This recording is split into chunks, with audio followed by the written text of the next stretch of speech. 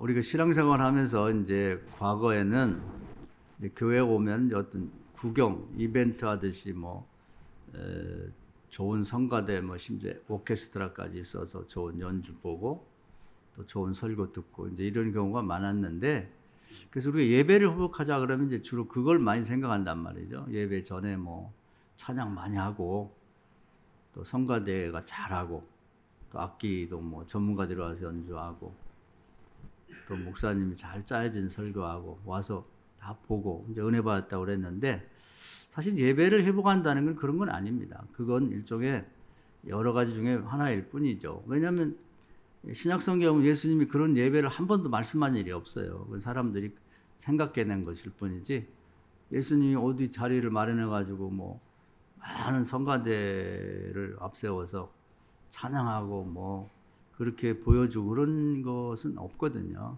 그것은 우리가 보기 좋아서 만든 거지, 예배 회복이라고 그러면 그걸로 이렇게 착각하면 안 된다 이 말이죠. 그래서 우리 교회는 예배가 회복되지 않고 있어.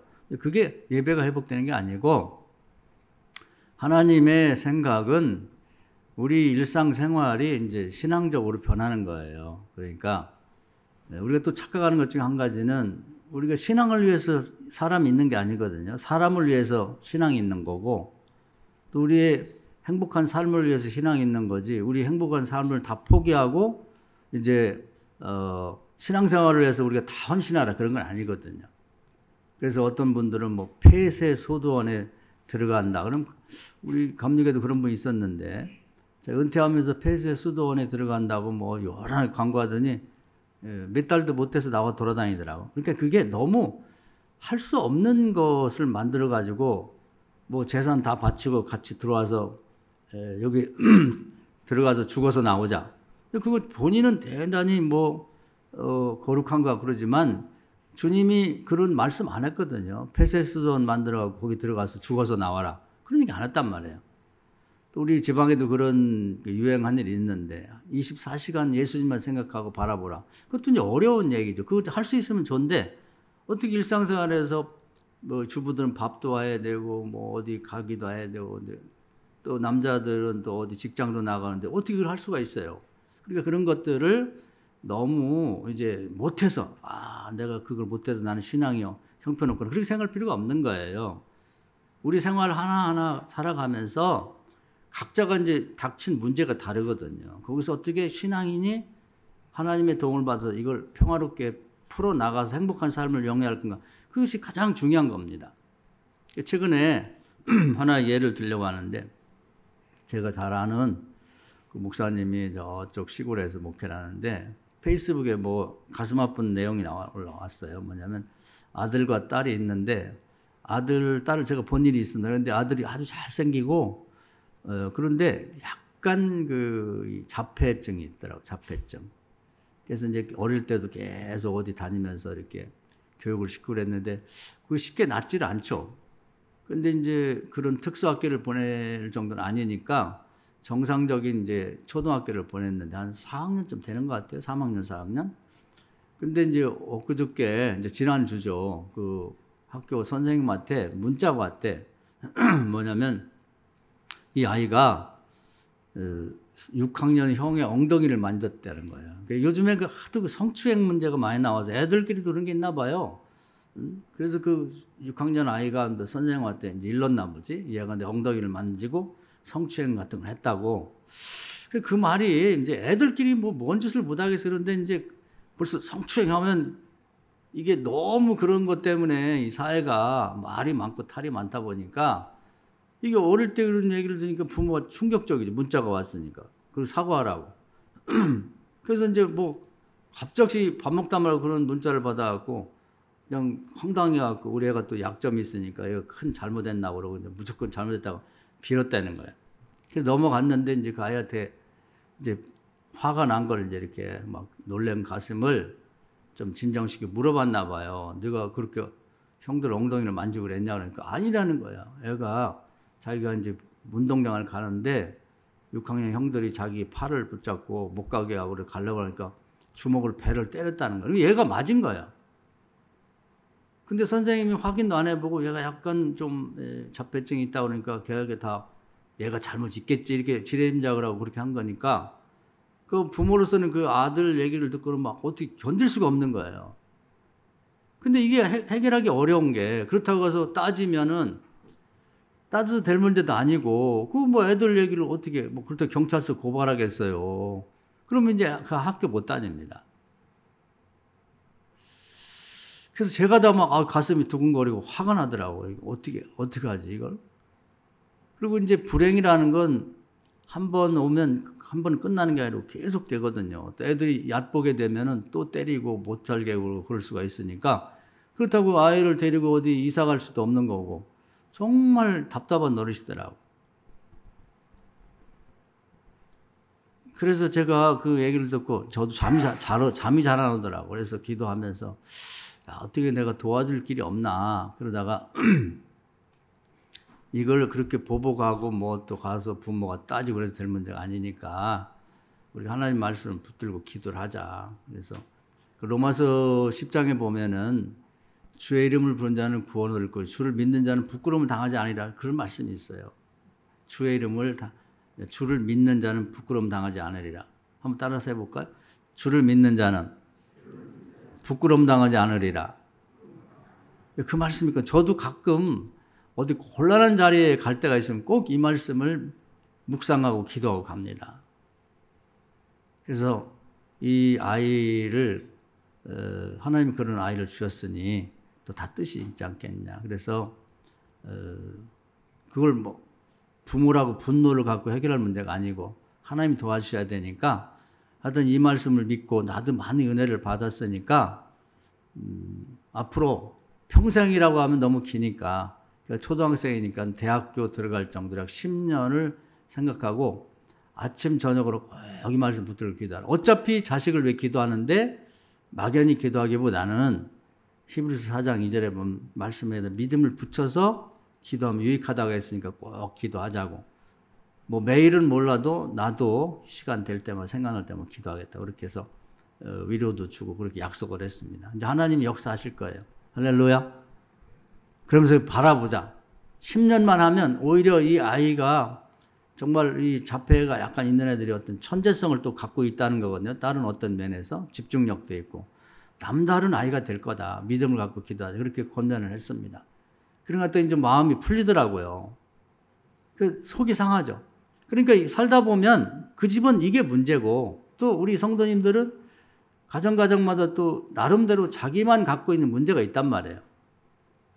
그리고 하나님의 뜻은 이런 문제가 닥쳤을 때 남의 문제가 아니라 나의 문제인데 어떻게 하나님의 도움을 받아서 이 문제를 슬기롭게 풀어서 오히려 전화위복이 되도록 화로 알았는데 나중에 복이 되도록 만들겠는가. 이게 이제 신앙의 하나님이 우리에게 신앙을 생활하라는 가장 필요한 요점이에요. 요지가 거기에 있다고. 뭐 다른 것보다. 근데 내가 하려고 하면 안 된단 말이에요.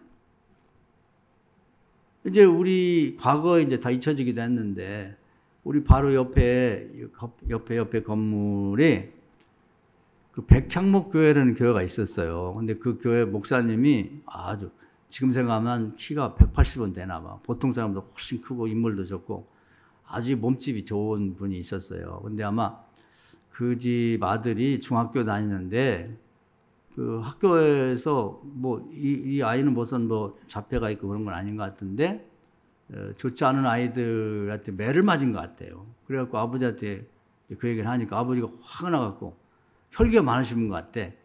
그래가지고 학교 수업하는데 가가지고 이제 그때 소문나기는 그 수업하고 선생님 되는데 가서 그 아이를 끌어내가지고 복도에서 그냥 개패들이라는 표현이 그렇긴 한데 그렇게 소문이 났었어요. 아주 반 죽여놨더니 개패듯이 해가지고. 그래가지고 뭐 경찰이 오고 난리가 나서 결국 그것 때문에 목회를 그만뒀어요. 교회도 없어졌습니다. 그러니까 이제 두 가지 방법을 제가 얘기를 했어요. 비슷한 문제가 발생했을 때 우리 믿는 자들은 도대체 어떻게 이 문제를 해결하는 것이 은혜로운 거고 하나님 믿는 사람다운 것인가. 그것은 뭐 세상 사람들은 똑같이 그냥 내 애를 괴롭히고 때렸어. 그래가지고 막 가서 난동을 피고 네가 우리 아이를 팼으니까 너도 한번 맞아봐라. 그리고서 이제 가서 뭐 이렇게 때리고 그렇게 보복할 수도 있겠죠. 근데 믿는 사람은 이제 그렇게 하면 안 된다는 거예요. 그래서 그것은 해결이 안 됩니다. 그럼 그 아이가 그 학교를 다닐 수 있냐? 못 다니죠. 그리고 그것이 소문나면 다른 데 이 전학을 가도 그런 나쁜 애들은 다 통하더라고. 또 거기 나쁜 녀석이 또 있어요. 그래갖고 또 거기서 때리고 보복하고 그래가지고 결국은 학교도 그만두고 이제 인생이 완전히 이제 피폐해져 가지고 아이가 버리게 되는 경우도 많더라고요. 그렇기 때문에 이제 오늘 제가 이 본문을 택한 겁니다. 어떻게 하면 좋겠는가. 자, 한번 제가 드린 서론적인 말씀을 한번 생각하면서 오늘 읽은 말씀을 다시 한번 볼까요? 7절부터 교독하겠습니다. 여호와 앞에 잠잠하고 참고 기다리라. 자기 길이 형통하며 악한 꾀를 이루는 자 때문에 불평하지 말지어다.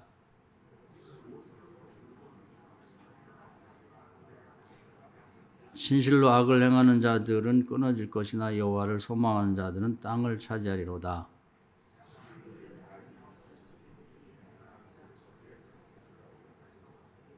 그러나 온유한 자들은 땅을 차지하며 풍성한 화평으로 즐거워하리로다. 아멘. 그러니까 이런 어려운 문제를 만났을 때 우리가 하나님을 믿는다는 것이 얼마나 당황스러운지 몰라요. 해결책이 있으니까. 이 문제를 해결해 줄 분이 있으니까. 우리는 할 수 없지만 모든 일을 합력해서 선을 이루는 하나님은 할 수 있다는 거죠. 이런 분이 우리 아버지 하나님이시고 또 우리를 사랑하시고 극진히 사랑하시고 도와주려고 뭐든지 구하고 찾고 두드려라. 이런 일도 해결할 수 있나? 당연하지. 할 수 있겠니? 무슨 말이냐? 믿는 자에게 능치 못함이 없는 일. 이렇게 말씀해 주시니까 얼마나 위로가 되고 얼마나 다행이라 이 말이에요. 우리 예수 믿게 된 거 큰 다행으로 생각하세요. 할렐루야. 우리가 아무 걱정 없을 때는 잘 모르는데 정말 이런 위기를 닥쳤을 때 어디다 얘기를 하겠어요? 선생들하고 얘기한다고 뭐 선생이 특별히 우리 아이를 뭐 그렇게 지극히 사랑해서 뭐 그렇게 할 수도 없고 또 선생님이 그 아이를 감싸고 돌면 딴 애들이 또 싫어해요. 또 학부모들이 그런 아이를 딴 데를 보내라고 왜 우리 아이들 반에다가 넣냐고 이렇게 하면서 점점 일이 꼬여지면서 이게 더 나빠지거든요. 근데 하나님께 부탁하고 하나님의 방식으로 하면 하나님 완전하게 해결해 준단 말이에요. 완전하게. 그런 아이들을 딴 데 전학을 보내고 이사를 시키든지 그건 우리가 알 수 없죠. 하나님이 보실 때 가장 선한 방법이 자연스럽게 정말 아주 못된 녀석이라면 하나님 천벌을 내려서라도 문제를 반드시 해결해 준다. 이걸 믿자는 겁니다. 할렐루야. 근데 여기서 꼭 우리가 또 기억해야 될 것은 뭐냐면 어떤 문제가 발생했을 때 그 문제를 하나님께 기도로 맡긴다면은 완전히 맡겨야 된다는 거예요. 완전히. 이 부분을 잘 몰라요. 지난번에도 제가 신앙에 대해서 믿음이라는 건 머릿속에도 온전하고 믿음이 있어야 되고 마음에도 있고 그다음에 말로도 온전하게 말을 해야 되고 행동도 온전하게 되는데 마음에서 믿는 바를 말로 바꿀 때 말로 할 때 반으로 깎아버린다. 반신반의하게. 예를 들면 요즘에 어떻게 자녀들 취직도 하고 뭐 결혼도 하고 그래. 그러면서 기도는 매일 해요. 그런데 또 누가 물어보면 자기가 확신 있게 얘기를 하면은 안 되면 어떡할까 그런 마음이 좀 뭔가 부담이 돼서 그런지 취직해야죠. 기도하겠습니다. 이제 될 거. 이렇게 말해야 되는데 그런데 되겠어요, 요즘에. 이렇게 꼭 그 말의 뒤에다가 자기가 믿는 바를 하나님이 들으신다고, 귀에 들린다고 생각하고, 하나님이 대화를 들으신다고 생각하고, 확신을 심어갖고 믿음대로 얘기를 해야 되는데, 꼭 뒷말을 붙인단 말이에요. 자녀들 왜 결혼하면 짝지어달라고 기도하고 있으면서, 왜, 기도하겠으니까 곧 될 줄 믿고 있습니다. 이렇게 말하면 되는데, 요즘 결혼 안 하고 사는데요. 되면 좋지만, 저는 혼자 살아도 좋다고 생각해요. 성경에 어디 혼자 사는 게 좋다고 그랬어요. 성경 없는 얘기를 왜 지어서 내지? 짝지어서 결혼하고 많은 자녀를 두는 거 하나님의 소원이에요. 할렐루야. 믿는 바를 그대로 말하자 이 말이에요. 왜 자기가 믿고 기도하는 거하고 다른 말을 하냐고. 우리 예수님이 최고 싫어하는 게 그거예요. 반신반의. 그렇게 해서 무슨 응답을 받겠냐고 책망하시는데 우리가 그렇게 해야 되는 거예요. 반드시. 그러니까 그것처럼 우리가 이런 문제를 해결받을 때도 하나님 앞에 기도해 놓고 그걸 그대로 믿고 고백하고 나가야 되는데 특히 이런 문제를 하나님 앞에 내놔서 기도했으면 완전히 맡겨야 되는 거예요. 완전히. 그래서 뭐 그 아빠 엄마가 얘기하든지 다른 사람 얘기할 때도 기도해서 하나님이 이제 잘 해결할 줄 믿습니다. 이렇게 신앙을 고백해야 돼요. 그리고 하나님이 응답을 어떤 때 주시냐면 그 대화가 온전할 때 주시는 거예요. 그래서 이 구약 성경 맨 마지막이 말락인데 그 맨 마지막이 이제 결론적인 얘기예요. 뭐든지 중요한 건 앞에 있고 아니면 뒤에 있거든요. 그 신앙의 결론적인 거, 신앙이 정말 있는지 없는지를 마지막 확인하는 것은 성도들의 대화예요. 그 대화에서 하나님 딱 들었을 때 거기 오점이 없어야 돼. 근데 꼭 그 믿음 없는 소리를 해버리면 안 된단 말이에요. 그래서 하나님 앞에 이 아이 같은 경우도 믿고 하나님 앞에 맡겼으면 하나님이 전적으로 해결할 줄 믿고 개입하지 마라. 자기 중간에 껴들지 마라. 잠잠히 기다리는 게 굉장히 어려운 거예요. 입이 근질근질해. 꼭 껴들고 싶다. 그래서 제가 오병이어 갖고 말씀드렸는데 이건 저도 은혜 받고 이제 실천하려고 노력하는 거예요. 뭐냐면 이 5천 명이 모여서 밥을 굶고 있을 때 주님이 먹을 걸 너희가 주라고 그랬더니 이제 거기 있는 사람들 중에 갖고 온 음식 중에 남은 게 있으면 내놓으라고 그랬는데 많이 있었겠죠. 도시락 가방에도 있고 뭐 품에도 있고 가방 속에도 있고. 근데 어떤 소년이 물고기 2마리하고 보리떡 5개를 선뜻 내놓으면서 여기 제가 갖고 온 게 요만큼이에요. 그때 줬단 말이에요. 그러니까 이제 빌립이라는 사도가 그걸 갖다가 예수님의 손에 딱 얹어드렸다. 그러니까 그 아이의 품에서 떠나서 완전히 예수님 손에 옮겨 그걸 어떻게 쓰든지 이제 주님의 마음대로 쓰시는 거예요. 이렇게 처분을 맡겼을 때 하나님이 개입한다는 거. 거기 와서 자꾸 또 물고기 2마리, 보리떡 5개 뭐 자꾸 뭐 다시 가져가려고 한다든지 개입해서 이러니 저러니 떠들지 말고 완전히 맡긴 다음에 기도만 하면은 하나님께서 축복하셔서 5천 명이 모였으면 5천 명, 10,000명이 모였으면 10,000명 분량을 이렇게 축복해서 주시고 넉넉하게 하나님은 항상 흔들어 넘치도록 주시니까 12강조에 남도록 이렇게 주셨다는 거죠. 그러니까 그 각자의 품 속에 있거나 도시락 가방 속에 있는 음식을 쫓아가서 그것까지 축복을 하지 않는단 말이에요. 하나님 손에 완전히 맡겨진 것만 축복한다는 거. 이걸 꼭 기억하셔야 돼요. 할렐루야. 여러분 기도 제목을 하나님 앞에 딱 기록해서 드릴 때는 이 점을 꼭 기억해야 돼요. 그러니까 아이 얘기를 자꾸 해서 안 됐지만 그 아이 엄마 아빠가 하나님께 딱 맡기고 부끄러움 당하지 않게 할 것이다. 아빠 엄마도. 또 그 아이도 부끄러움 당하지 않게 할 거라는 걸 전적으로 믿고 뭐 그 상대방 아이 엄마 아빠를 만나서 뭐 따지고 뭐 말싸움하고 뭐 본 사람 있냐 뭐 CCTV 돌려보자 뭐 경찰 가서 한번 옳고 그름을 가려보자 이렇게 개입하지 말고 경찰보다요 CCTV보다 하나님이 더 잘 알고 계세요. 모든 걸 믿읍시다. 할렐루야. 하나님 앞에 전적으로 맡기고 이제 뭐 하고 싶은 얘기가 많지 뭐 속 상하니까 막 가만히 있어도 막 남이 들어도 막 화가 나는데 본인들 어찌 가겠어요. 실제로 그런 일이 있었다 할지라도 이제 화가 날 텐데 우리 아이가 좀 부족하다고 저러나 내 아이가 잘못한 것도 없는데 걔들한테 오히려 배를 맞고 애가 매 맞고 왔는데 일이 거꾸로 뒤집어졌단 말이지. 이거 오직 화가 나겠어요. 그래서 개입하고 싶지만 꼭 참으라 이 말이에요. 하나님을 신뢰하고 속상할 때마다 하나님 아시죠? 믿습니다. 정말 부끄럼 당하지 않게 해주세요. 제가 할 수 있는 일 아무것도 없습니다. 이렇게 기도하는 거. 제가 이렇게 경험해 보니까요. 억울한 일을 당하는데 약해. 애기일 수도 있고, 뭐 가난한 자일 수도 있고, 병든 자일 수도 있고, 또 뭐 장애가 있는 사람일 수도 있고, 약하고 가난하고 이런 사람들이 강한 자들한테 이렇게 피해를 당하고 멸시를 당하고 능욕을 당하고도 아무런 저항도 하지 않고 묵묵히 그냥 기도하는 그 사람이 제일 무서운 거예요. 왜냐하면 그 문제를 하나님이 딱 가지고 내가 이 문제 해결해 준다고 할 때 진짜 무서운 거예요.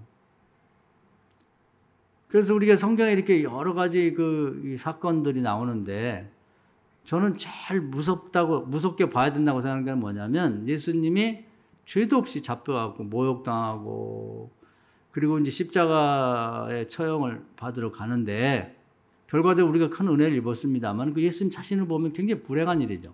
근데 예수님이 거기 갈 때 성경에 뭐라고 되어 있냐면 어린 양 중에서 어린 양이 원래 순하거든요. 그러니까 어린 양은 얼마나 귀엽고 순해요. 그런 어린 양이 도살장에 가는데 그냥 그 도살장에 가는지도 모르게 그렇게 그냥 순진하게 걸어가는 거예요. 예수님이 그런 식으로 십자가를 향해 갔다는 거죠. 그 모습이 정말 말로도 할 수 없는 많은 감정을 갖게 하는데 그 예수님을 그렇게 모함해가지고 십자가의 처형의 길로 가게 한 사람들은 그 모습을 두려워해야 되는 거예요. 왜냐하면 예수님이 욕하지만 거기다 대고 욕하지 않았고 거기에 예수님을 모욕하고 때리고 그랬지만 보복하지 않았고 묵묵히 하나님께 이 모든 걸 맡기고 걸어가는 모습이 성경에 뭐 아름답다고 되어 있는데 그렇게 만든 사람들은 정말 들어야 되는 거예요. 왜냐하면 하나님이 그 문제에 대한 보복, 천벌을, 저주를 하늘에서 딱 받아가지고 이제 내릴 거니까 무서운 거잖아요. 그래서 우리가 세상에 살면서요, 정말 다른 죄도 범해서는 안 되지만 약한 사람들, 어린아이들, 가난한 사람들, 병든 사람들 막 무시하고 그런 행동을 절대 하면 안 됩니다. 그 사람들이 막 대들고 싸우면 오히려 다행이라고 생각하는데 그렇게 당하고도 아무 얘기도 안 하는데 기도한다. 그건 정말 무서운 거예요. 하나님이 그걸 받으시거든. 내가 처리해 줄게. 그래서 성경에도 보면 원수 갚는 걸 나한테 맡겨라. 개입하지 말고 완전히 맡겨라. 하나님 나라의 심판의 천사들이 개입하면요. 정말 무서워요. 그걸 우리가 깨달아야 됩니다. 우리 믿는 자들도 정말 상대에게 무서운 존재가 되려면 억울함을 당해도 말 한마디 하지 말고 하나님의 모든 걸 맡기고 하나님 아시죠. 하나님 책임져 주세요. 그러면서 하나님 앞에 기도하면 하나님께서 반드시 응답을 주시는데 사람이 아무리 지혜로운 사람도 상상할 수 없는 방법으로 완벽하게 그렇게 해결해 주신다 이 말이에요. 할렐루야. 구약에 보면요.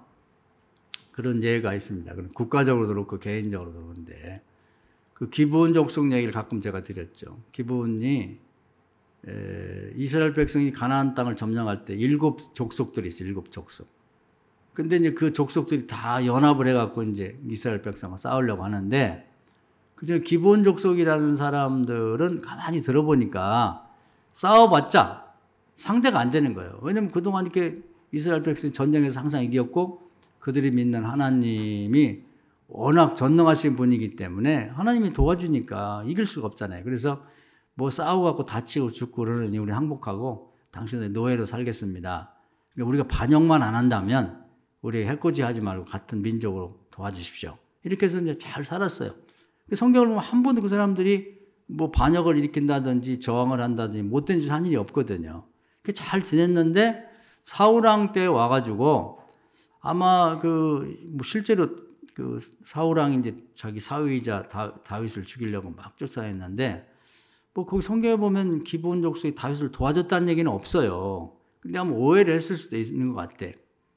그래가지고는 이제 기브온 족속을 사울왕이 맥없이 학살을 학살에는 특별한 죄가 없이 막 죽이는 걸 학살이라고 하거든요.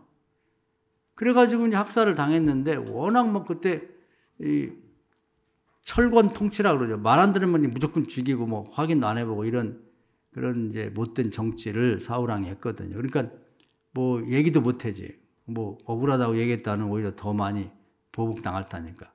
그래가지고 이제 이분들은 그 나라에서도 아주 연약하고 뭐 종이 됐으니까 뭐 어디 말도 못하고 호소도 못하니까 찍소리도 못하고 그냥 가만히 그냥 어린 양처럼 그러면서 하나님한테 기도만 한 거예요. 이게 진짜 무서운 거예요. 그러니까 우리가 이걸 배워야 돼. 잠잠히 있으면서 하나님을 신뢰하고 하나님 아시니까 하나님이 해결해 주세요. 이렇게. 그러니까 겉보기에는 뭐 아이 저것들 한 주먹거리도 안 되는 것 같지만 이런 사람은 하나님이 특별히 사랑하시고 주목해 보기 때문에 이들이 억울함 당하고 보복도 안 하고 뭐 그다음에 하나님 앞에 기도하면 하나님 반드시 들어주세요.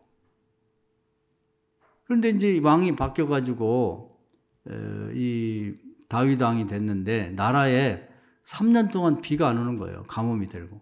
나라가 3년 동안 가뭄이 들면 망합니다. 어느 나라. 지금도 마찬가지예요. 그래서 이제 다윗이 하나님 앞에 기도를 해봤죠. 아니, 우리 왜 이렇게 가뭄이 드나? 그래서 우리가 집안에도 사업에도 뭐 가뭄이 들고 뭐 기근이 들어가고 경제적 어려우면 또 기도해봐야 돼. 내가 죄 지은 게 없나? 또 남에게 못 살게 본 일이 없나? 남 가슴 아프게 한 일이 없나? 또 생각해 볼 필요가 있죠. 다윗이 하나님 앞에 기도했더니 하나님 하시는 말씀, 기브온 족속을 불러서 물어보라는 거예요. 그랬더니 그들이 그런 얘기를 하는 거예요. 사울왕 때 우리가 이렇게 학살을 하겠다. 우리가 죄가 없다. 그건 하나님이 아신다. 하나님이 천벌을 내린 거예요. 천벌. 나라 전체에. 그래서 어떤 백성들은 지금 이렇게 사륙을 당하고 너무 가슴이 아파서 막 애간장이 끊어지게 기도하고 말도 못하고 있는데 다윗은 왕 됐다고 막 땅을 많이 차지하고 뭐 축제고 뭐 기본 됐다고 하는데 하나님이 화가 나신 거죠. 아니 이 나라에 같이 살고 있는 저렇게 어려운 사람이 있고 억울한 일 당한 사람인데 그게 네 밥이 넘어가고 그 축제하고 춤추고 노래할 지금 그런 계제냐 말이야. 하나님 화가 나신 거지. 그리고 그냥 굶겨 죽여버리려고 그 민족 전체에게 가뭄과 기근을 주신 거예요. 그래서 물어보니까 그런 어려움을 당하고 말도 못하고 있었던 거예요.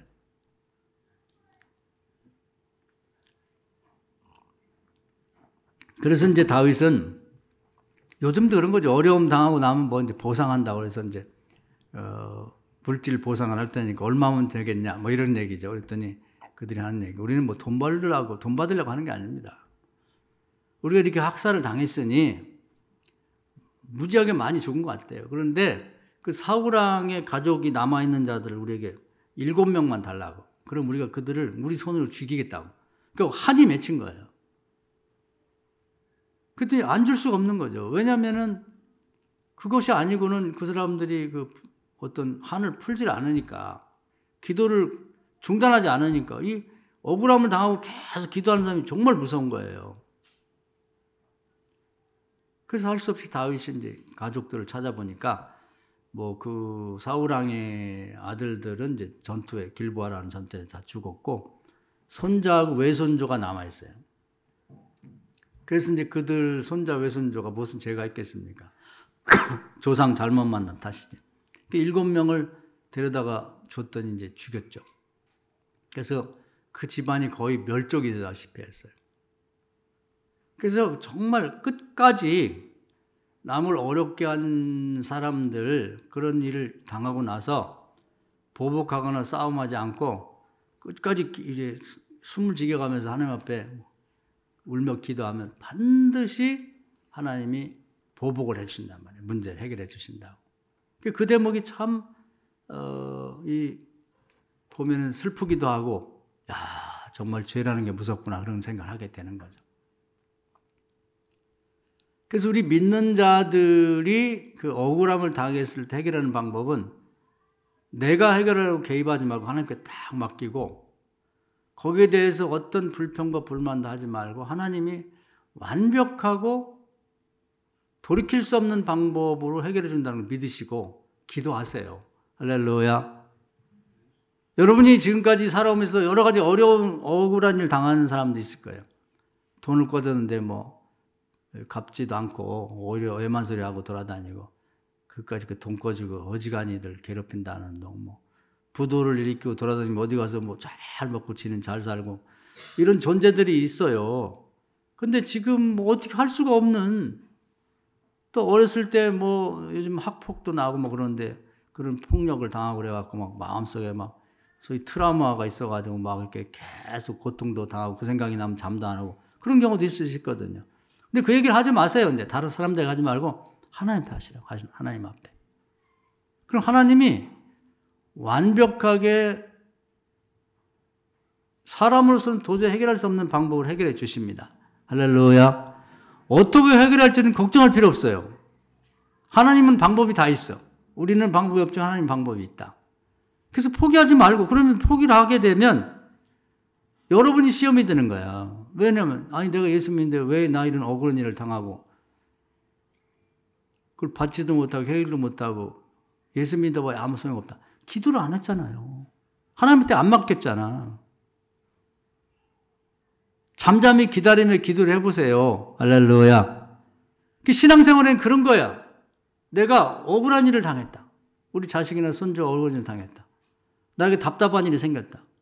그럼 그 문제를 하나님의 도움을 받아 해결하는 거죠. 그럼 나도 행복해지는 거고 또 이런 문제가 이렇게 해결되다 보면 주변에 유사한 예수 안 믿는 사람 중에도 이런 문제를 갖고 있는 사람이 있거든요. 그럼 그런 사람들이 아, 예수 믿고 이렇게 해결되는 방법이 있구나. 그러면서 전도가 가능한 거예요. 아, 교회 나와서 예수 믿고 기도해봐. 내가 이렇게 했더니 그게 놀랍게도 하나님 해결해 주시더라고. 그래서 전도가 되는 거예요. 전도라는 게 과거에는 관계전도라는 말을 많이 했는데 이제 관계전도라는 말도 다 들어갔어요. 그것도 잘 안 되는 거예요. 아, 부모 자식 사이에도 부모가 예수 믿는데 자식이 안 나오는 걸 뭐 더한 관계가 어디 있어요? 그게 쉽진 않지. 목사나 장로 자식들도 교회 안 나오는 사람이 많은데 그 관계전도라는 게 그만큼 한계가 있다는 거지. 그러니까 지금부터의 전도는 뭐냐면 내가 가진 약점과 어려움을 하나님의 도움받아 해결하면서 유사한 어려움을 겪는 사람들에게 복음을 전하는 거예요. 예수 믿고 이렇게 해결됐는데 나 봤지. 방법은 이거밖에 없어. 이 방법이 가장 좋은 방법인 거예요. 성경에도 보면 전례를 앞에 있었던 실제의 사례들을 근거로 해서 신앙도 잘하는 거고 다른 사람도 전도할 수 있다는 거예요. 그런데 그런 사람이 굉장히 많아요. 뭐 우리 교회도 사업하는 분들이 계시니까 사업하다 보면 부도 안 맞은 사람이 없거든. 근데 그냥 맞고 말아. 예수 믿는 사람이 안 믿는 사람이나. 근데 정말로 한번 기도해서 이 문제를 해결 받아 보세요. 그러면 주변에 전도할 사람이 많아. 부도 맞고 그냥 그때 까부러져가지고 일어나지 못하는 게 많거든. 그런 사람들 전도할 수 있잖아요. 남에게 돈 빌려주고 피 같은 돈 빌려주고 못 받고 평생 허덕허덕 사는 사람 많거든요. 포기하지 마세요. 하나님 앞에 잠잠히 그 사람 그런 얘기를 뭐 누가 돈 꿔가서 어떻게 하고 정말 나쁜 녀석이다 뭐 이렇게 하지 말고 하나님께 딱 맡긴 다음에는 계속 하나님 앞에 하나님 어렵습니다. 해결해 주세요. 저는 방법이 없죠. 하나님 방법이 있을 줄 믿습니다 하고 계속 기도하세요. 그렇게 남의 돈 꿔갖고서 지금 떵떵거리고 호의호식한 사람이 많이 있을 수 있거든요. 그럼 하나님이 꿈속에 나타나서 혼을 내고서 너 이놈 뭐하는 짓이냐. 아주 사지가 떨리고 아주 창자가 뒤틀리도록 혼을 내시든지 환상을 보여주든지 무슨 방법을 통해서든지 해결해 주십니다. 할렐루야. 믿고 해보라 이 말이죠. 그렇게 해결해야 하는데 그러면 나도 문제 해결돼서 행복해지고 주변에 그런 사람들 많으니까 그런 사람들에게 전도할 수 있어서 좋다 이 말이에요. 그런데 그걸 해결하지 못하고 그냥 덮어두면 자기도 회의가 생기는 거예요. 아, 예수 믿는데 왜 나한테 이런 일이 발생해가지고 또 그런 일이 한 번만 있는 게 아니라 또 그걸 이번에도 뭐 해결 못하면 다음에도 또 이렇게 남 돈 꺼주고 이런 사람은 마음이 착해서 또 꺼줘요. 그럼 또 못 받아. 그러면 신앙생활이 예수 믿는 게 별거 아니구나 하면서 자기도 신앙이 떨어진다니까. 다른 사람들이 보면서 아, 예수 믿는 사람이 왜 그렇게 어려움만 생겨? 그 다른 사람까지 신앙이 떨어지고 안 되는 거지. 그래서 우리는 자기 인생을 실험적으로 생각해야 돼요. 나에게 이런 문제가 있으면 하나님이 신앙으로 이 문제를 해결해 보라는 거구나. 그래서 신앙은 생활이니까 모든 사람들이 갖는 문제를 내가 다 해결하려고 할 필요 없는 거야. 나에게 지금 당면한 과제이면서 오래 묵은 문제를 한번 내가 하나님 앞에 한번 기도해서 응답을 받아보자 이 말이에요. 그것은 나를 위해서도 그렇고 하나님을 위해서 그렇고 하나님 영광을 받으시니까 주변에 나와 똑같은 문제를 가진 모든 사람을 위해서 대표로 내가 응답을 받아보는 거지. 할렐루야. 이게 중요한 거예요. 국가도 마찬가지입니다. 열왕기 19장에 보면은 히스기야하고 이제 아수르 왕 사렙이라는 사람하고 전쟁이 나와요. 근데 그 당시 아시리아라는 나라는 세계 최강입니다. 우리 말하면 중국이나 어쩌면 미국처럼 그렇게 강력한 군대를 가진 나라였거든요. 근데 그 정예 병사 18만 5천 명을 데리고 히스기야가 다시 남쪽 유다를 침공해 왔단 말이에요. 근데 히스기야가 다스리는 나라는 남북이 갈려가지고 아주 조그만 나라예요. 그들이 볼 때는 식은 죽 먹기야. 그렇게 조그만 나라인데 와가지고 이제 소위 문서를 보낸 거죠. 선전포고. 그러니까 백성들을 다 내놔라. 그 사람들의 특징은 백성을 다 끌어다가 딴 나라로 다 흩어놔요. 이렇게 흩어놓고. 그 자기네 나라에서 못된 범죄자니 못된 녀석들을 이스라엘 백성이 살고 있는 데 갖다 놓는 거, 이렇게 백성을 교체하는 아주 나쁜 정책이죠. 왜냐하면 끼리끼리 모여있으면 또 힘을 합쳐가지고 반역할 수 있으니까 또 이제 독립을 외칠 수 있으니까 그런 짓을 하는 아주 나쁜 민족이에요. 근데 히스기야가 아무리 생각해도 싸워봤자 이길 수가 없는 거예요. 근데 거기 보면 이제 선전포고문을 이제 종이로 적어가지고 보냈단 말이에요. 그걸 내용을 보면 기가 막힌 내용이 있어요. 가끔 제가 소개를 해서 얘기할 텐데 하나님 모욕하는 내용이 있는 거예요. 우리 아시리아가 믿는 그 우상이 신이 있는데 이 신이 이스라엘 너희가 믿는 그 여호와하고는 비교할 수 없이 강하다. 왜냐하면 그게 논리적이긴 해. 우리가 그동안 너희네 나라 여기까지 오기 전에 여러 나라들을 하고 싸워서 이겼다. 그 나라들도 다 믿는 신이 있어. 근데 신이 도와주는데 우리가 이겼잖아. 우리 신이 더 센 거잖아. 니네들과 비교할 수 없는 큰 나라들은 다 이겼는데 니네 나라는 아이고 그 나라 중에 손톱 많은데 니네가 믿는 여호와가 뭐 대수냐. 그래 싸우지 말고 항복하고 나와. 이런 내용이 들어있는 거예요. 그러니까 이제 이 히스기야가 기가 막힌 거지. 그것들을 나무를 깎거나 무슨 돌을 다듬거나 또 무슨 쇳물을 부어가지고 만든 우상들인데 그게 무슨 신이냐. 하나님이 천지를 창조한 여호와 하나님이신데 아시리아 왕 사네입이라는 자가 이런 내용을 갖고 왔습니다. 하나님 이건 아니잖아요. 하나님이 살아계시고 신 중에 최고의 신이라는 걸 보여주세요. 막 화가 나고 답답한데 우리는 싸울 힘이 없습니다. 하나님 도와주십시오. 기도를 했단 말이에요. 이 문제를 완전히 맡긴 거예요. 왜냐하면 내가 좀 해볼 힘이 있으면 그러면 싸워보기도 하겠는데 너무 차이가 나니까. 정말 무서운 게 이런 거예요. 정말 힘이 없어. 하나님밖에 의지할 수 없는 사람이 무서운 사람이에요. 전적으로 하나님께 의지하고 기도하니까. 뭔가 해볼 만한 힘을 가진 사람이 어렵지. 사업 같은 거, 내 뭔가 돈 갖고 내 실력 갖고 해볼 만하면 기도 잘 안 하거든요. 기도했다 말했다 내가 했다. 이런 사람이 위험한 거고 내가 너무 실력도 부족하고 가진 게 없어 전적으로 하나님께 의지하는 사람이 정말 무서운 사람이 성공할 가능성이 있는 거거든요. 지금 히스기야가 그런 꼴이에요. 웬만큼 해볼만 하면 여기 18만 5천 명인데 또 군량미도 많고 무기도 좋고 다 갖고 왔는데 우리가 몇만 명이라도 된다면 한번 해볼만 하는데 도대체가 방법이 없어. 하나님밖에 도와줄 분이 없어. 하나님이 안 도와주면 끝나는 거예요. 그 전적으로 하나님을 의지하고 기도합니다. 해볼 방법이 없으니까. 그랬더니 하나님이 이제 오병이어처럼 이 문제를 딱 맡겼기 때문에 하나님이 딱 받으셔가지고 개입을 하십니다. 이 전쟁은 나에게 속한 것이다. 내가 해결해 줄게. 이게 중요한 거예요. 우리가요, 기도할 때 용답을 받으셔야 돼. 사업이든 뭐 자녀든 뭐 국가의 문제든 이 문제는 내가 해결해 줄게. 이제 지금부터는 내 문제야. 이렇게 되는 게 중요하죠. 그래가지고요, 그날 저녁에 응답 주신 다음에 하나님 나라에서 이 하나님 군대가 내려와서 눈에 안 보이니까 사실 하나님 군대는 얼마 안 내려와도 뭐 수백, 수천만 내려와도 18만 명, 5천 명 아무것도 아니고 뭐 보여야 싸우지.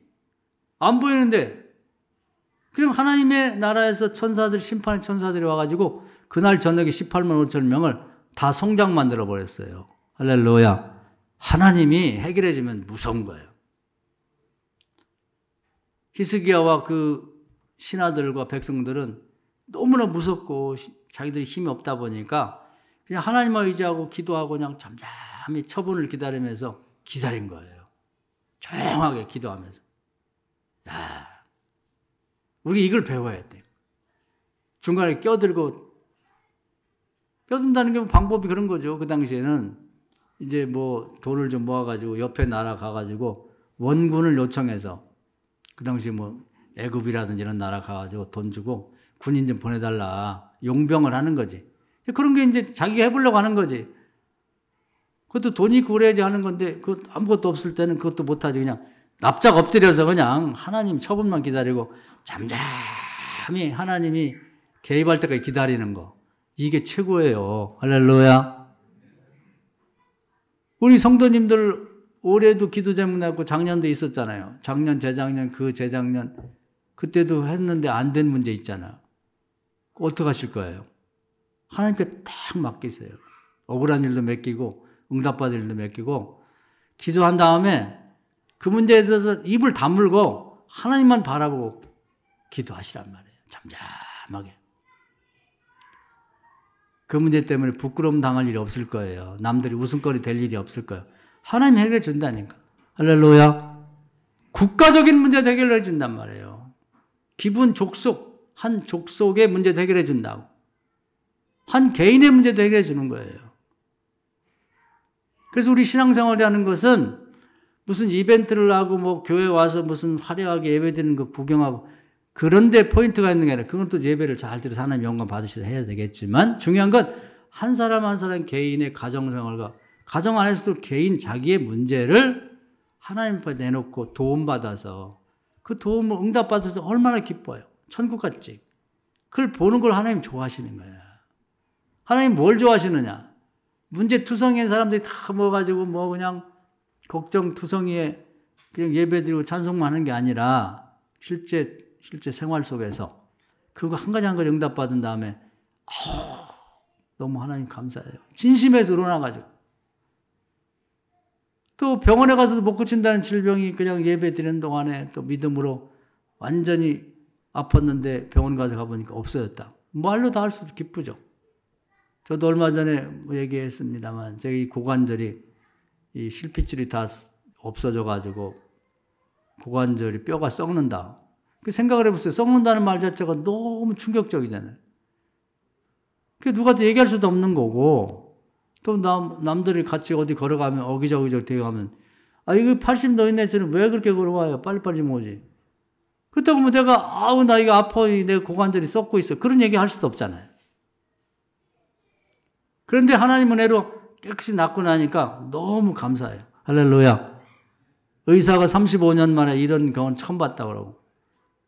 그리고 또 그전에 15분 이상 걷지 말라는데 지리산 올라가도 돼. 걱정하지 마세요.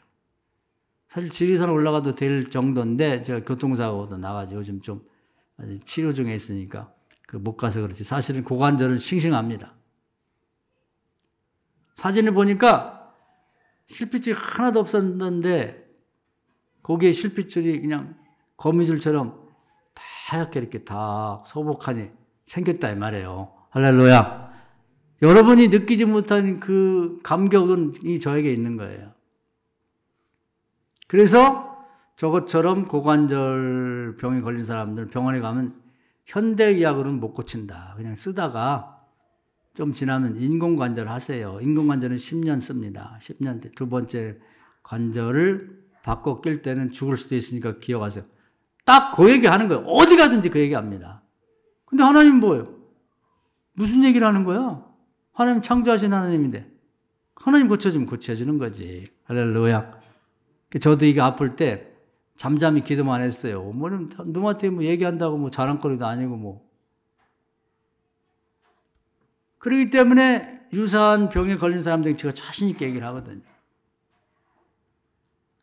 기도하라고. 그러니까요.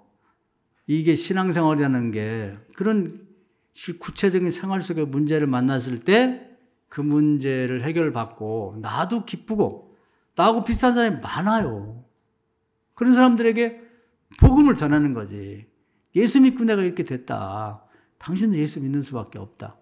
관계도 그런 관계. 소위 말하면 동병상련이라는 거예요. 이웃 닌자예요. 같은 병을 알게 되면 금방 친구가 돼. 이웃. 말이 통한다고. 그 병원에 가서 뭐 다리 다쳐갖고 있으면 다 다리 다친 환자들만 모아놓는데 금방 친구 돼. 어디 아파서 왔어요? 아유, 그러냐고. 나는 이래서 이렇게. 같이 밥도 먹고 뭐. 여러분, 이게 방법이에요. 이게 전도하는 비결이기도 하고. 여러분, 포기하지 마시라고. 오늘 말씀을 묵상하시면서 하나님께 전적으로 맡긴 다음에는 정말 될 줄 믿고 잠잠하게 참고 기다리면서 껴들지 말고 하나님만 바라보고 기도하란 말이에요. 옛날에 뭐 문서가 있다니 그러면 문서를 갖다 놓고 기도할 때 읽어가면서 하나님 이렇게 문서도 써놨는데 이놈이 도망갔어요. 읽어가면서 하라고. 히스기야 왕이 그렇게 했어요. 응답 받았잖아. 나라를 구원했잖아요. 여러분 가정을 구원하셔야지. 여러분 인생을 구원하고 여러분 사업을 구원해야 되지 않겠어요? 신앙생활을 하나님이 가장 중요하게 보는 부분은 각자가 갖고 있는 어려운 문제를 하나님의 도움을 해결받는 걸 하나님 가장 좋아하시고 거기서 행복과 기쁨을 느끼고 하나님 정말 감사해요. 이걸 들을 때 하나님 정말 좋아하신다고. 그리고 하나님하고 정이 들어 가까워져. 그런 거 아무것도 없는 사람은. 배부르 등 따뜻한 사람 교회를 다녀도 맹숭맹숭해. 뭐 하나님한테 신세질 것도 없고 부탁할 것도 없으니까. 그러나 하나님의 도움을 많이 받고 응답 많이 받은 사람들은 하나님하고 정말 친해지면서 가까워지고 감사하고 그렇게 신앙이 자라게 되는 겁니다. 오늘 이 말씀 은혜가 되셔서 이제 여름철이 돼서 이제 기도하기도 나쁘고 그런 어려움이 있지만 포기하지 마시고 열심히 기도하시고 올해는 다 응답 받읍시다. 억울한 일도 다 해결 받읍시다. 할렐루야. 이 말씀 은혜 되기를 주의 이름으로 축원합니다. 주여 한번 하고 통성으로 기도하겠습니다. 주여 오늘도 귀한 말씀 은혜 주심을 감사합니다. 우리가 이 땅에 사는 동안에 사람으로 태어났다 보니 여러 가지 저주도 있고 어려움도 있고 문제도 있습니다. 그냥 그 문제를 안고 살면 우리도 괴롭고 또 하나님 보실 때도 영광 가리고 또 다른 사람들에게 비난받고 예수 믿어야 무슨 소용이 있느냐. 그러면서 믿음이 약한 사람이 떨어지고 안 믿는 사람은 교회 안 오고 과거에는 그냥 관계전도를 많이 얘기했는데 그런 시대도 지난 것 같습니다. 아버지가 목사고 장로라도 자식이 안 나오는데 무슨 관계가 큰 의미가 있겠는가. 형제를 가니까 전도한다. 자매니까 전도한다. 물론 하긴 해야 되겠지만 큰 영향력이 없다는 것을 요즘 느끼게 됩니다. 우리가 먼저 젊은이들은 기도해서 좋은 직장도 얻고 좋은 결혼도 하고 또 자녀도 잘 낳고 나이 먹은 분들 건강도 회복하고 모든 문제들을 하나님은 하실 수 있으니까 사람은 못해도 하나님 할 수 있으니까 전적으로 하나님의 도움을 받고 하나님께 맡겨서 응답받고 그런 다음에 우리도 행복해지고 천국을 경험하고 다른 사람에게도 전도할 수 있는 계기를 마련하게 하여 주시옵소서. 오늘도 주 앞에 나온 성도님들 각자 하나님 아니면 해결할 수 없는 문제들이 있습니다. 해결을 받고 하나님께 크게 영광 돌리는 또 본인들이 기쁨을 누리는 교인들 되게 하여 주옵소서. 예수님의 이름으로 간절히 기도하옵나이다. 아멘. 믿습니다.